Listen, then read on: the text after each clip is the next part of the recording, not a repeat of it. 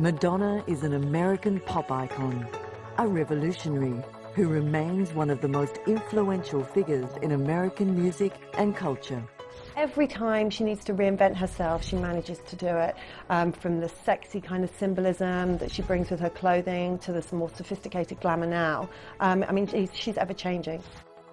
Madonna is a material girl who made it through the wilderness to become one of the most enduring icons and entertainers of all time. Her fame has endured for decades through Reinvention and the fact she refuses to let go of her stranglehold of cool. It's kind of like you see her on stage, but then you also see her on the red carpet or going out to dinner, and she's kind of emulating the people that she's playing in either her music videos or in her movies. Madonna has the unique ability to fascinate the media with her music videos, controversial publicity, and her sexuality. The way that she's been brought up over the past 30 years in the spotlight, you know, in front of all these millions of people, the adrenaline rush from being at the shows, it'll only spur her on to her next kind of look. There is so much more to Madonna than meets the eye. She is an astute businesswoman and an inspirational mother. Well, to a certain extent, there's the life that I live out in the public, the life that I present to the public, and there's hopefully my private life that people don't know anything about. And I think that the only way to maintain sanity, being a person, being a public figure or a celebrity or whatever you want to call it, is to have a private life and to be very clear, you know, which is which. Madonna is recognized as one of the world's top-selling female recording artists, and her name is crystallized in music history. Madonna Louise Ciccone's adolescent years were in the disco era of the 70s, when Diana Ross ruled the charts. Having lost her mother to breast cancer at an early age, and enduring a strained relationship with her father after he married their housekeeper, she became a rebellious teenager. Madonna didn't shave her underarms or wear makeup like other girls. She studied hard and got good grades and was determined to be somebody. She was a disciplined dancer who graduated from high school a semester earlier than her peers and won a full dance scholarship at the University of Michigan. She dropped out of college after only 2 years of study in order to move to New York and further her dance career. She sent her resume and a demo tape to Millennium Records to the attention of Jimmy Lenner and was rejected. Lenner wrote, "The only thing missing from this project is the material. I do not feel that she is ready yet." If it weren't for this rejection letter, Madonna may have been put on a totally different career path. Millennium Records were not a big label. They had a small marketing budget. Eventually, Madonna signed with Sire Records, which was owned by Warner Brothers. Well, she's a rags to riches story. She came here and she came to New York City in 1978, and with $37 in her pocket, and scraped and scratched, and was very and persevered, and became a great temptress songwriter, and she became one of the great performers, and she has reinvented herself over and over again, which is really unprecedented. And she's sexy, she's a siren, she's a star, she's done movies, she's a legend. She's Madonna. Controversy has always kept her in the headlines. She famously penned the lyrics of her hit single, Like a Prayer, and the music video saw her attached to a crucifix, which shocked many. The Hollywood marriage of 1985 was that of Madonna and Sean Penn. The phrase, opposites attract, was never more appropriate. Madonna was driven and fueled by press adulation and attention, while Penn absolutely loathed it. The union only lasted 4 years. Madonna's career was going from strength to strength as she set the fashion trends of the 80s. Back in the beginning of the 80s, when she was very first starting, she was favoured for her tutus, little lace gloves, Wayfarer glasses. Madonna's fame and success was not limited to the United States, and in 1987 she took her show on the road.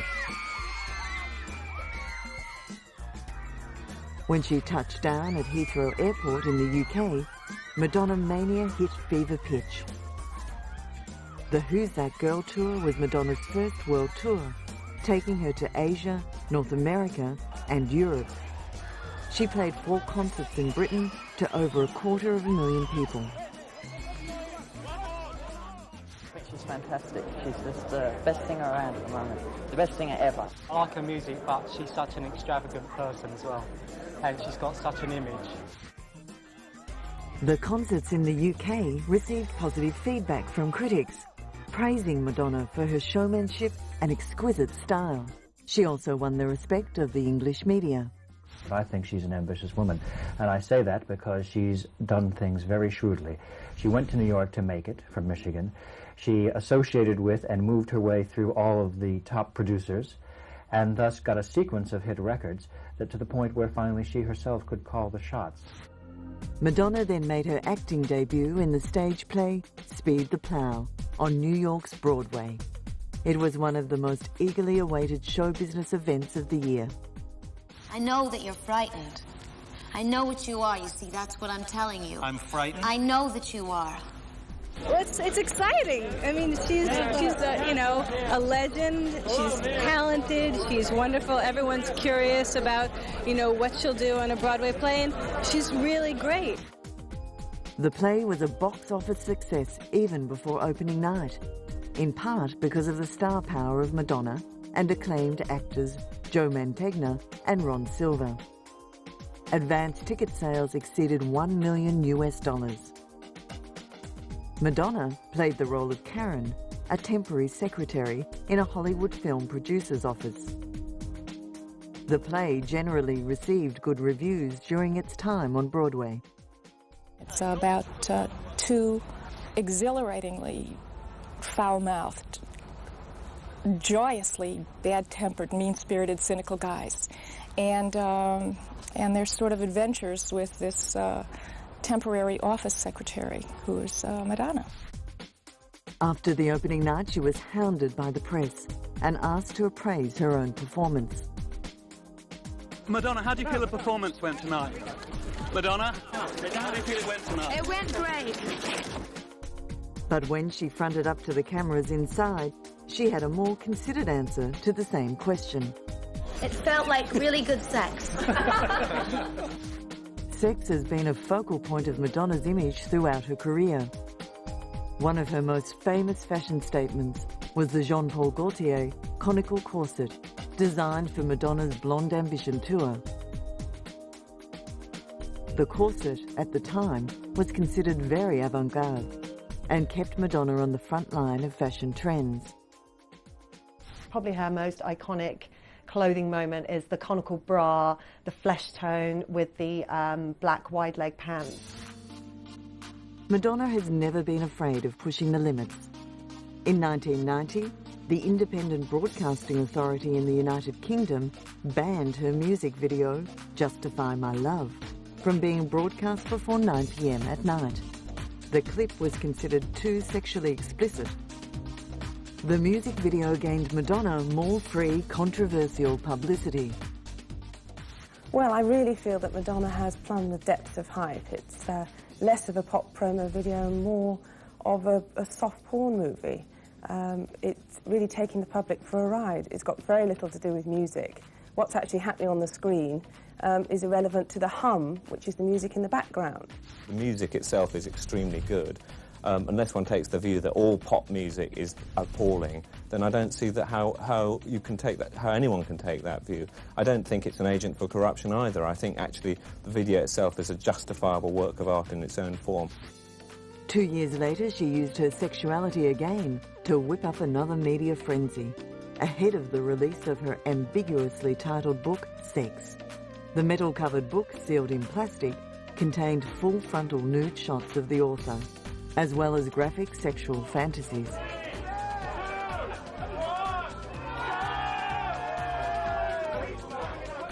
Demand for the book ran so high that one London bookstore decided to open up at midnight on the official release date to get ahead of the competition.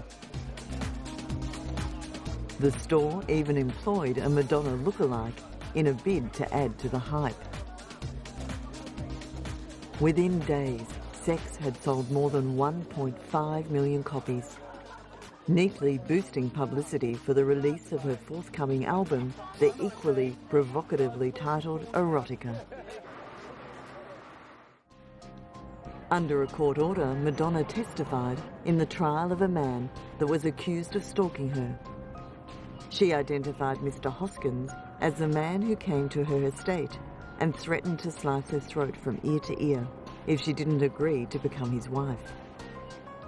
She was reluctant to testify because she didn't want to be in the same room as the man who threatened her life. It's a constitutional right of my client to confront the witnesses against them. It's plain and simple. That's almost a no-brainer. During her painful testimony, Madonna said, "I felt incredibly violated and even more frightened," adding she suffered nightmares as a result of the threats. Well, she obviously wasn't too happy about being in the courtroom. A couple of moments when describing some of her fears and nightmares that she claimed resulted from what she believes to be the threat the defendant posed against her, she appeared to be on the verge of tears. Admittedly, once or twice she was a little snippy. The judge told her to be specific at one point, and she responded, "I was being specific." But other than that, it was a very subdued Madonna. And she did testify that as she sat there, she was still frightened of Mr. Hoskins, the man she claimed stalked her and threatened her, as he sat perhaps 20 feet from her. While she's enjoyed runaway success in almost every aspect of her creative life, it's fair to say that Madonna's assault on the big screen has been somewhat less effective. She rebounded her acting career with a Golden Globe winning performance in the big screen adaptation of the musical Evita. Still, even that triumph brought its controversies, with protesters in Argentina complaining that she had cheapened the image of real-life Evita. I think the most amazing thing about her life story is that she came from nothing and rose to such power and had such a great influence on her country. And when I found out a little bit about her, I wanted to know more. And the more I knew, the more I wanted to know. Madonna and her co-star, Antonio Banderas, were forced to endure a rather intense press conference in Buenos Aires as journalists aired their disappointment in Madonna's portrayal of Evita. Well, I can't say I didn't feel hurt by them, but truthfully I think that the negative remarks that people have made are based on things that people don't know and don't understand. And I urge you all to form your opinions after you see the movie. On a happier note, aged 38, Madonna celebrated the more traditional role of motherhood. She gave birth to a baby girl named Lourdes Maria Sacconi Leon at the Good Samaritan Hospital in Los Angeles. The father, Carlos Leon, was Madonna's personal trainer. Earlier, Madonna said half-jokingly on television that she planned to find a suitable candidate for the fatherhood gig by taking out a personal ad. I am here to ask you, to beg of you, to plead with you.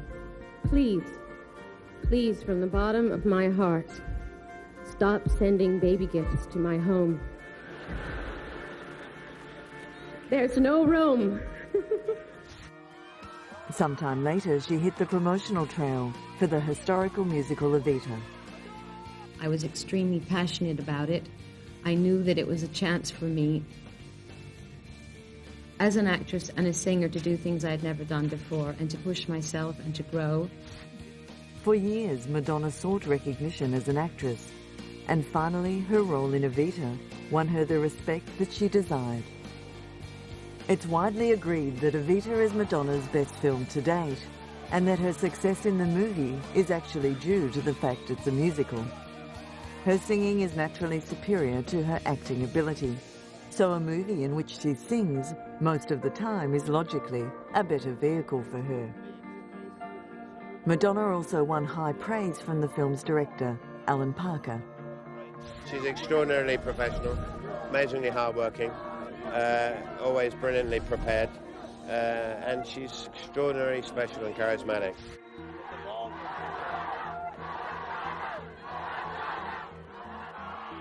Evita's cast was on an all-time high at the Los Angeles premiere of the film. They went on to win an Oscar for Best Song and another 1997 Golden Globe Award for Best Motion Picture. With a production budget of $55 million, it cashed in over $140 million at the box office.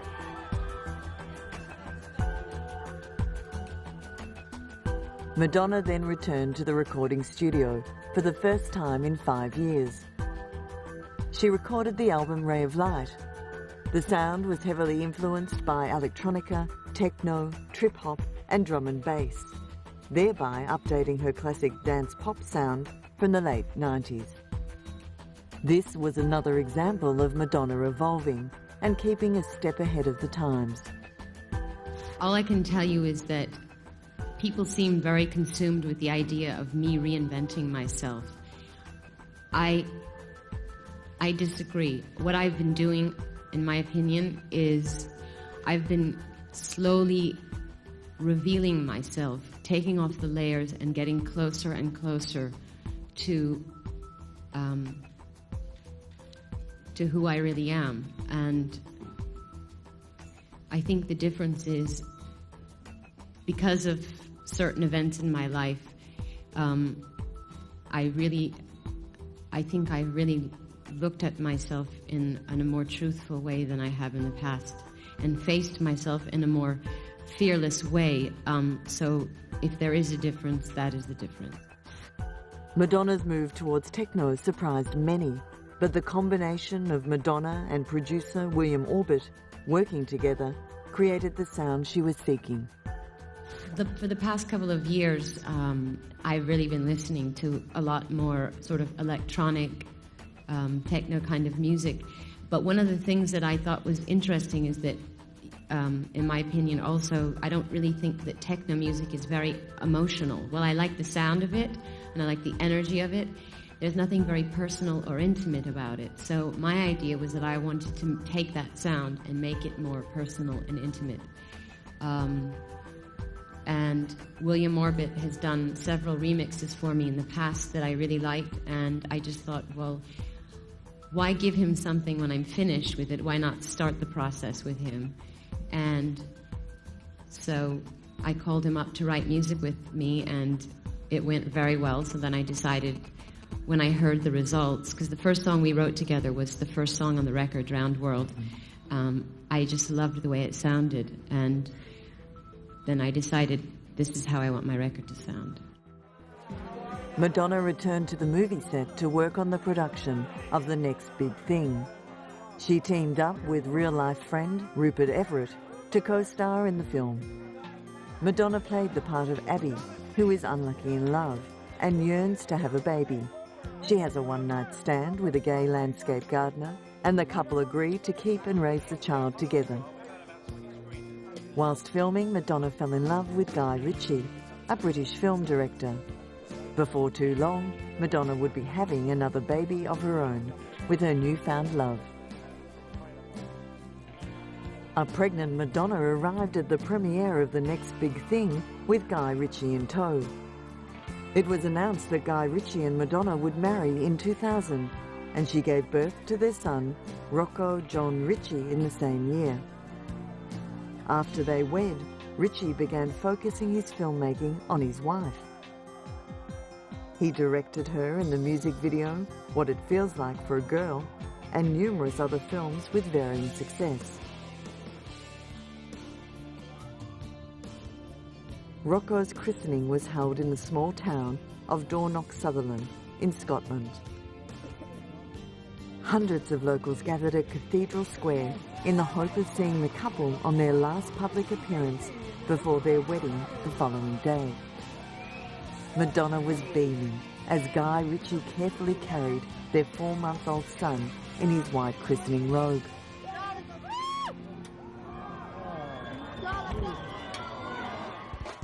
Madonna was understandably nervous before her first British concert in 7 years at the Brixton Academy in South London. The show pulled a world record webcast audience of 9 million. A lucky 3,500 ticket holders, including celebrities and competition winners from all over the world, were in attendance. Madonna's fans were simply blown away by her performance. Incredible, sensational, fantastic. Couldn't fault it. Her voice was incredible. It was just, I can't even recover. It's just incredible. Absolutely incredible. The exclusivity of the tickets turned the show into a public relations triumph. A 42-year-old Madonna was thrilled after the show, which was a wonderful platform to launch her next album, titled Music. Madonna was embroiled in more controversy when she cancelled the release of her video, American Life, out of sensitivity and respect for the armed forces. I think that Madonna in the past has used extreme things and shock value and encouraged controversy for publicity. But I think in this instance, she genuinely doesn't want it released because of her support for the troops. I mean, she has said time and time again that she's anti-war and she's a pacifist, and the video is certainly an anti-war statement. The music video shows the ugly aspects of American culture. One scene featured Madonna tossing a grenade at a George Bush lookalike, who uses the grenade to light a cigar. In a written statement, Madonna said that the video was filmed before the Iraq War began, and she was blocking its release because she did not wish to offend anyone who might misinterpret its meaning.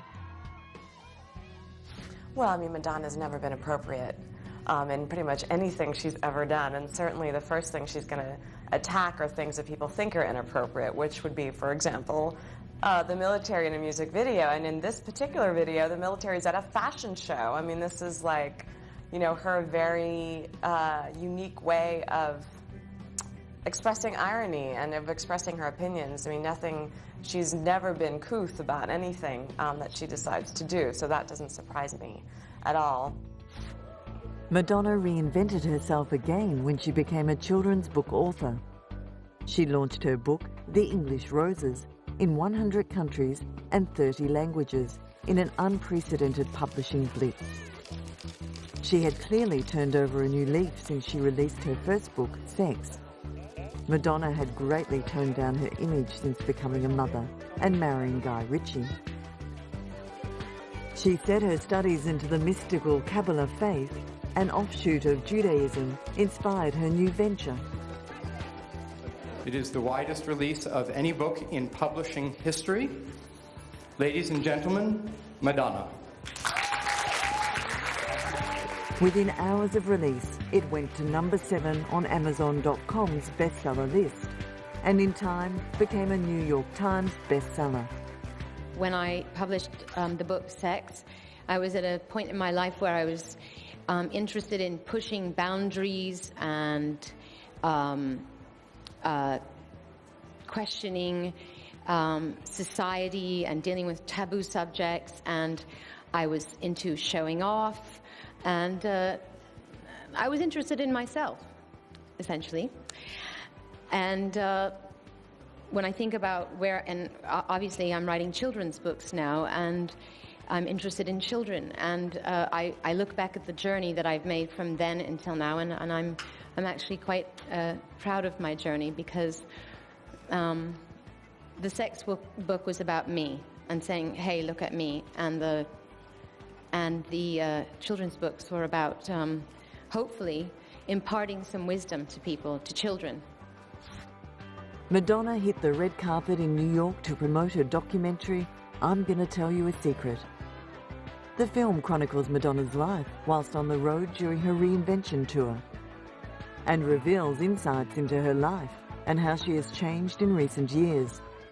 The Madonna on display in the film stands in great contrast to her first documentary of the same ilk, Truth or Dare, aka In Bed with Madonna, that was released in 1991. Well, I'm different. I mean, a lot's happened to me between that film and this film, so I've changed. My views in life have changed. Hopefully I've grown up, evolved. I have a family, I have children. And I don't know, I hope that the movie is a reflection of that evolution.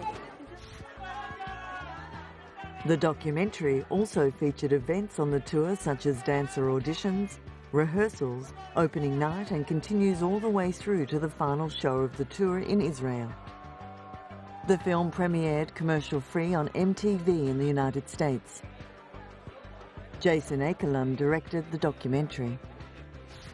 The film is about everything that she thinks is important in life right now, and it's a lot of spirituality, and it's a lot about creativity, and it's a lot about her thoughts and, you know, where she is today as a grown woman. I think, you know, this documentary is a big insight into so many areas of Madonna's life that I think people probably haven't seen yet, and even people that have followed her a long time don't really know what she's like with her family and what she's like with her band and what she's like with all those kind of things. I think she can be quite misunderstood for a lot of reasons. Ultimately, the film received mixed reviews, with Rolling Stone magazine stating that it lacks the dishy delights of the 1991 Truth or Dare doco, whilst The Guardian newspaper described it as fascinating. The Reinvention World Tour was Madonna's 6th concert tour. Fans flocked to the Great Western Forum in Los Angeles from all over the United States for the opening night. Madiva, who was really a man named Chris, dressed up as his favourite icon in full makeup and French Baroque corset and lacy bra. I'm here to see Madonna on my first stop of this tour. I'm going to 35 shows all across the country. The Reinvention Tour was a commercial success. Tickets were completely sold out as soon as dates and venues of the tour were announced, prompting the organisers to add more dates. After it wrapped up, the tour was named the highest-grossing tour of 2004, earning $125 million US, with 900,000 fans in attendance. The following year, Madonna arrived at Narita International Airport in Japan to promote the release of her album Confessions on the Dance Floor. The last time she visited Japan was way back in 1993.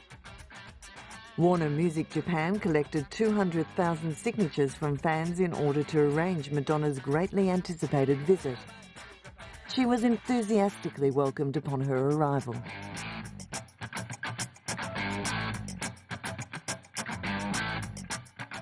Although her previous album, American Life, was filled with political messages, the Material Girl said it was time to lighten the mood. My last record was very political, but my documentary has some kind of political moments in it. And I think I was working on the record at the same time as making the movie, and I wanted to make dance music as an antidote to the seriousness of the film that I was making. So, I don't know, I don't like to repeat myself, don't like to stay in the same place for too long, and I'm in the mood to dance, so didn't think about it too much. It just, we started, Stuart Price and I, the guy that I co-produced and co-wrote the record with, we just started experimenting with things and Hung Up, which is the first single, was the first song we did together, and I said, okay, that's it. I love this song, and this is the direction I want the record to go in. Madonna's sustained longevity in the public arena is almost unprecedented. Other music icons such as Elvis and Jim Morrison eventually imploded as a result of the pressure and disorientation that comes with fame. I think it's hard for all of us. I think, you know, being famous and, you know, being in the public eye all the time and the pressure of that and pressure of people's expectations can weird you out, you know what I mean?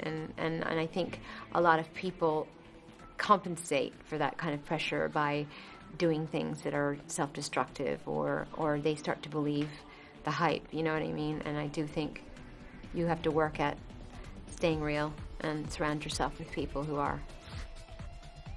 Madonna has always been a master at using the press to advance her own career, but now she also uses her fame for the greater good, as an active humanitarian.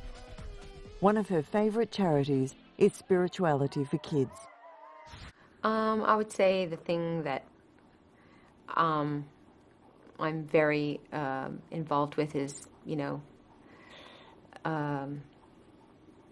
Spirituality for Kids. It's an organization that brings kids all over the world together to and kids from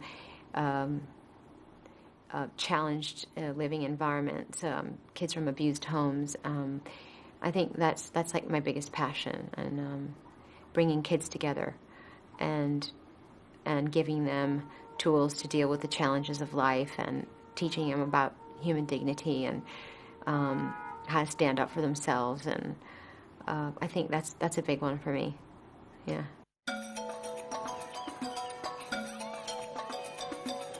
Madonna took a field trip to Malawi in Africa in a bid to improve the lives of thousands of needy orphans.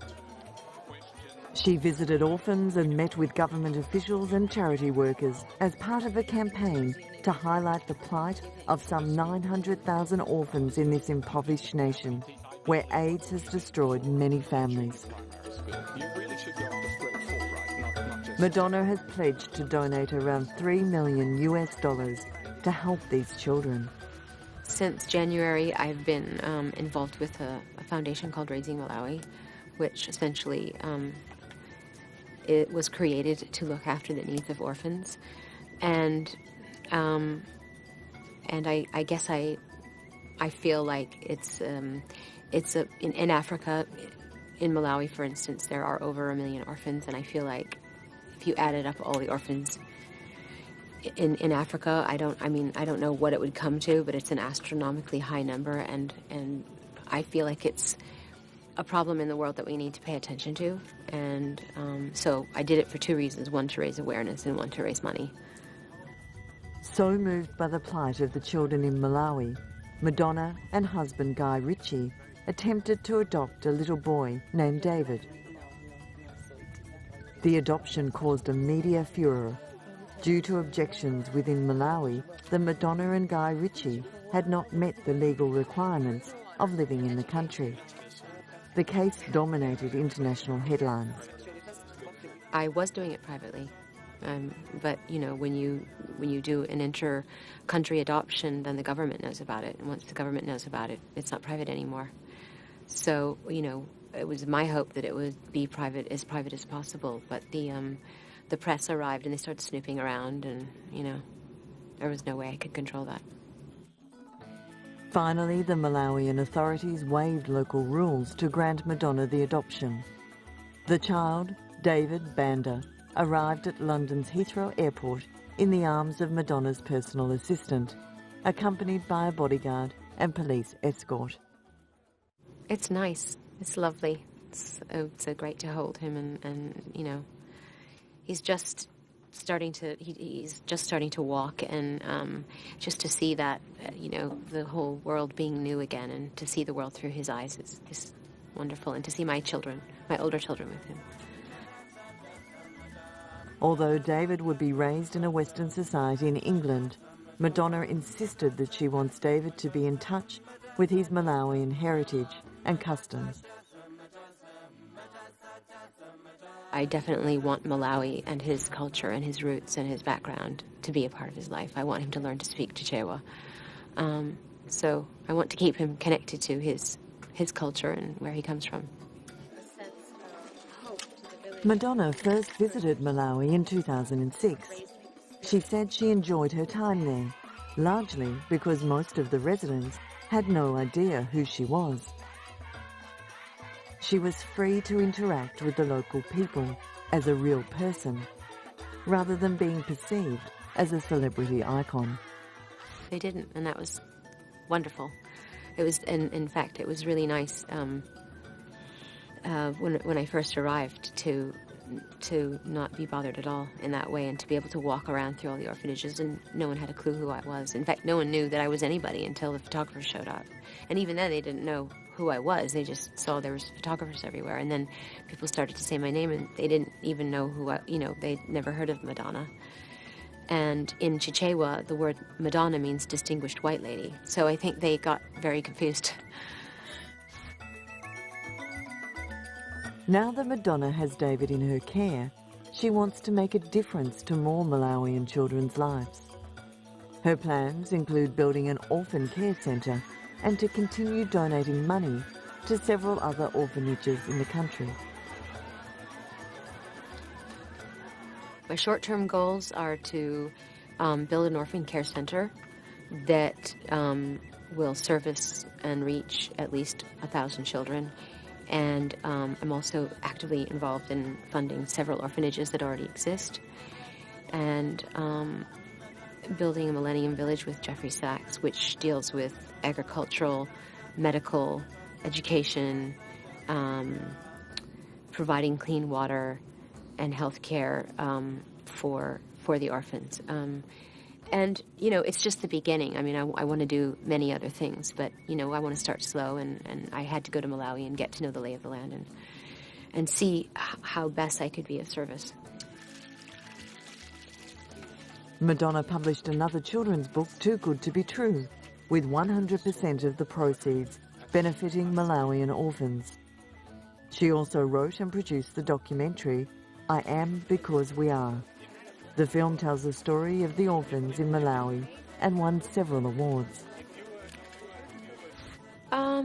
Well, I want things to do well. I would be lying to say that I didn't want whatever I work on. I would put my, you know, time and effort into. I want people to enjoy what I do and to I want people to like what I do. That's the whole point of being in the entertainment business. But I have to, you know, I worked as hard as I could on my TV special, just as an example, and now all I can do is let it go and hope for the best. And you know, that goes for my children's book. You can only worry so much. Not one to lay idle, Madonna then released her hit album, Hard Candy, which featured the lead single, 4 Minutes to Save the World, a collaboration with Justin Timberlake. The song achieved worldwide success by reaching #1 in 21 countries, giving Madonna her 37th top 10 single. In turn, breaking the record previously held by Elvis Presley as the artist with the most top 10 hits. To a certain extent, I think the first single, 4 Minutes to Save the World, is, you know, kind of the axis with which the rest of the album rotates off of, because there's a sense of urgency to it. And there's a sense of seriousness about it, but at the same time there's a sense of fun and levity. So I think you get that through the whole record. Madonna travelled to Paris, France to perform at the Olympia Theatre to promote the new album. About 1,500 people managed to secure seats for the promotional concert that lasted 35 minutes. Despite approaching 50, Madonna strutted her stuff with a crew of hip-hop dancers in a pair of lace-up boots with 6-inch heels. In terms of creativity, the first place that I started expressing myself as an artist was through dance, and that's completely and utterly connected to music. So for me, becoming a songwriter and a singer and a performer was a perfect segue from dancing. And I think that even when I get involved in film projects, I always think of them in a very musical way. I think about what music's going to be scoring the scene. Music inspires me to write a scene. I feel like music is still very much an integral part of every aspect of my creativity. Few artists have such a diverse range of talents. Madonna is an accomplished author, producer, actress and fashion trendsetter, just to name a few. But creating music is her greatest love. I'm always going to want to write music, and I just feel like music speaks to people in a way and that no other art form can, and it is, in my opinion, the most accessible art form. So yeah, you could say it's my first love, yes. The premiere of I Am Because We Are, Madonna's documentary about orphans in Malawi, was staged at the Tribeca Film Festival in New York. The film received positive reviews in the media. The Times gave it 4 out of 5 stars and wrote, This rich material makes for a completely absorbing film. Well, it was important for me to make this film because when I heard about the story, when I heard about the hardships that all the children in Malawi were experiencing, and I understood the details of their suffering, I sort of couldn't... I mean, you hear stories all the time about things going on around the world and you feel crushed by them, but there was something about this story. I don't know why, but it just was that moment in my life where I said, okay, I've got to do something. So I jumped in, and I ended up going on the journey of a lifetime. The documentary describes the journey that Madonna embarked on when exploring the lives of children who have been orphaned due to AIDS and the suffering that they have endured. She leads the audience through many heart-wrenching stories that ultimately remind us of how interconnected we are. This project is closer to my heart than anything I've ever done. Yeah. Yeah. And why? Because it's about children, and because it's about children in need, and because through making this film, I met my son. So there's a lot of importance attached to it. Yeah. Having a documentary under her belt, Madonna set her sights even higher. She made her feature film directorial debut on the production of Filth and Wisdom.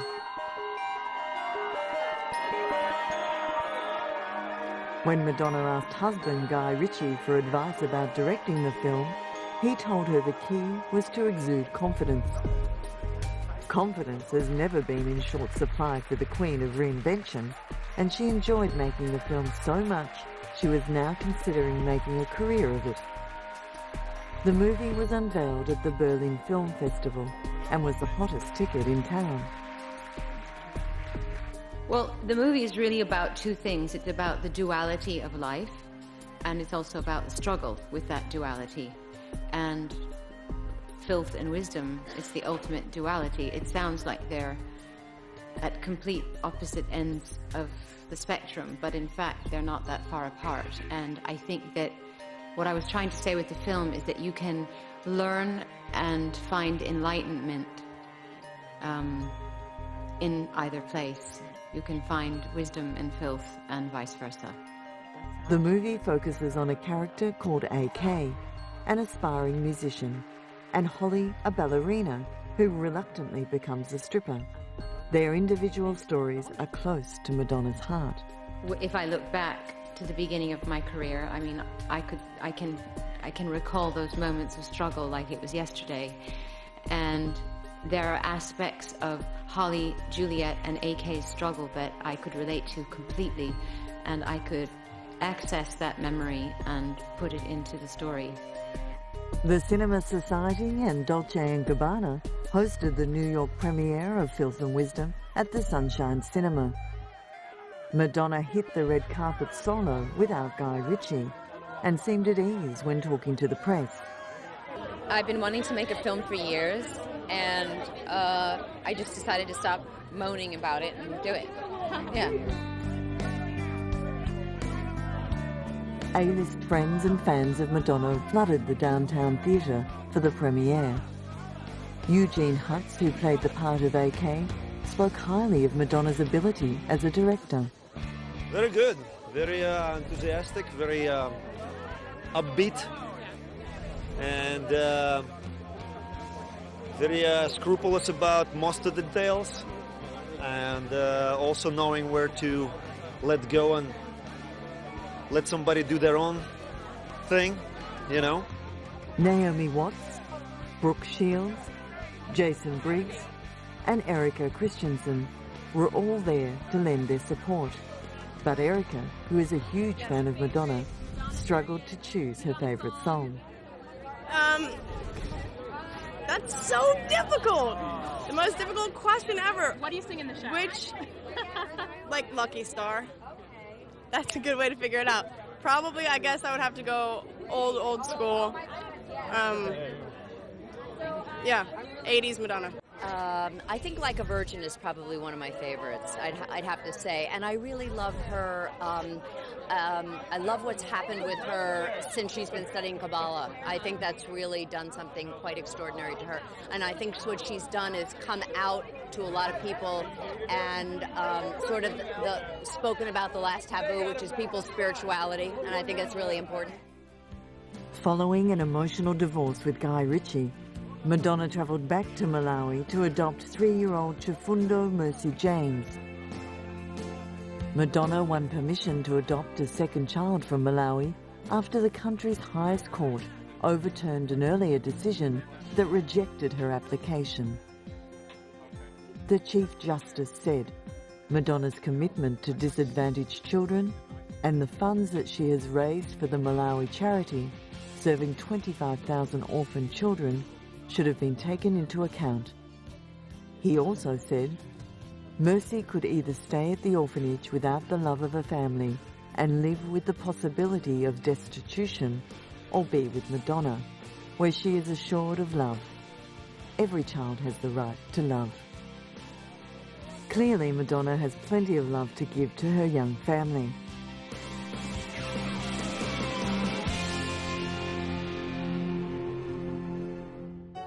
Madonna's fascinating career spans decades. Her journey has not always been an easy one, but this strong-minded woman has found unrivaled success through self-belief and determination. I know that, I've earned the position that I'm in as a celebrity, as an artist, as a singer, and that came through a lot of hard work. And it was, it's had a lot of ups and downs, and, I know the meaning of hard work, and I know that anything that's important you have to earn, and comes with struggle.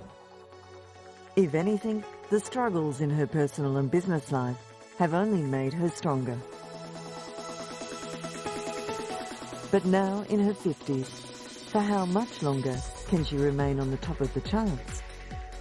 Then there is no reason why her career can't go into her 60s. I mean, when you think of Madonna when she emerged in the early 80s, with Holiday, nobody would have believed that in 25 years' time she would still be having #1 hits. So it's no less remarkable that in 10 years' time she's doing the same thing. Few before her have sustained the longevity of her career, but the Material Girl remains optimistic that she will continue whilst the passion still burns. I don't see it coming anytime soon, but, you never know. If I stop loving what I do, that's when I stop doing it.